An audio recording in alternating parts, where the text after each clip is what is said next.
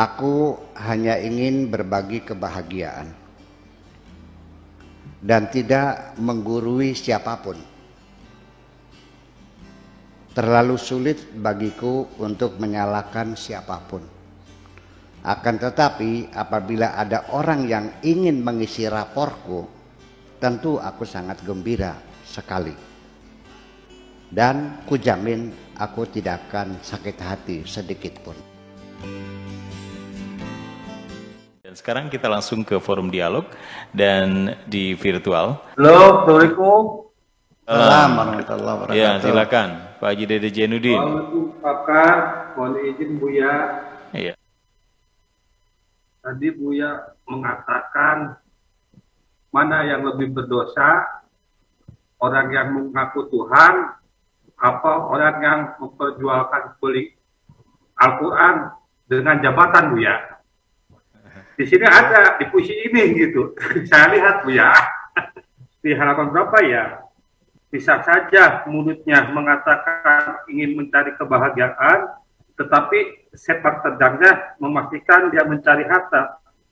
Masalah yang kita hadapi sekarang bukan materi orasinya, bukan objek ceramahnya, tetapi yang jadi masalah adalah kepribadian oratornya.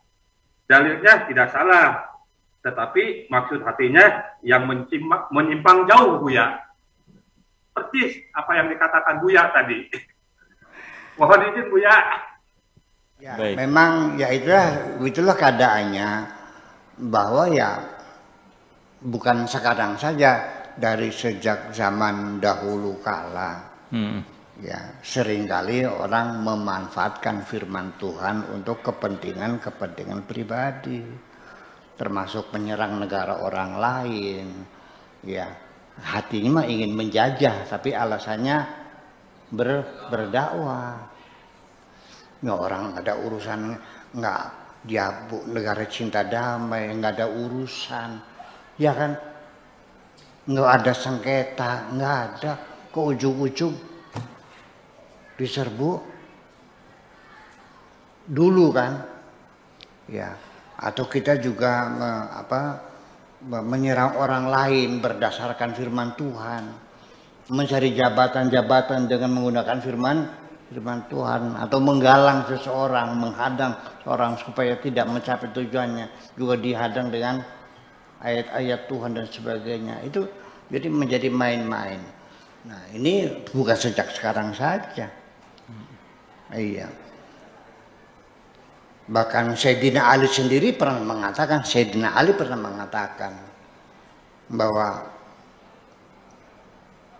apa yang kamu katakan itu benar. Benar sebetulnya. Tapi dipakai untuk yang tidak benar. Al-haqqu yurida bihil batil. Ayatnya memang benar tapi digunakan untuk yang tidak benar. Ya, omongannya memang benar, waduk sing beli benar. Ya, mulut memang benar tapi waduk. Apa waduk? Iya, hatimu yang nggak benar kan begitu. Nah, itu sudah ada. Mana yang lebih jahat? Ya, ini perlu saya kasih tanda kutip ya. Ini Al-Quran adalah wahyu yang diberikan oleh Allah kepada Kanjeng Nabi Muhammad. Tetapi isinya bukan cerita tentang Kanjeng Nabi. Yang paling banyak didominasi oleh cerita Fir'aun dan Nabi Musa. Hampir setiap halaman itu selalu berbicara tentang Fir'aun. Ya kenapa kok dengan Fir'aun? Apa sih dosa Fir'aun? Iya, dari sisi pemerintahan dia mampu membangun satu kerajaan yang besar dan bisa bertahan ribuan tahun, masyarakatnya yang makmur, ya, dan bahkan salah seorang orientalis, ya, ahli arkeologi dari Jerman yang mengatakan bahwa piramida-piramida itu adalah pola raja-raja Mesir sengaja membuat proyek-proyek besar hanya untuk menyerap tenaga kerja. Artinya betapa raja-raja Mesir itu memikirkan bagaimana ngasih makan rakyatnya. Maka itulah sebabnya kenapa Nabi Musa itu berdoa kepada Tuhan, minta supaya kerajaan Fir'aun dimusnahkan. 40 tahun gak dikabul-kabul.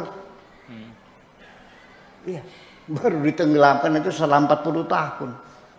Ya kenapa? Ya selagi raja itu masih memikirkan kemakmuran rakyatnya, ya akan dipelihara oleh Tuhan. Makanya seorang pemimpin mesti waspada. Kalau sudah urusannya perut rakyat, ada ampun, turun pasti. Percaya nggak? Percaya nggak? Iya, kalau sudah urusannya perut rakyat, udah tumbang itu persoalannya. Nah itulah makanya jadi persoalan yang menjadi mendunia adalah ketokohan Fir'aun ini mengaku dirinya sebagai Tuhan. Itu artinya bahwa Fir'aun itu bukan raja yang ada di Mesir saja. Sampai hari ini juga banyak Fir'aun itu. Kenapa didominasi oleh Fir'aun yang itu? Ya karena kebanyakan manusia ya Fir'aun semua kok. Andai kan sekarang ini ada orang yang diberikan harta sebanyak Fir'aun, diberi kekuasaan seperti Fir'aun, saya kira akan melebihi Fir'aun itu kok. Termasuk Anda juga. Ya lebih mengatakannya kan gitu.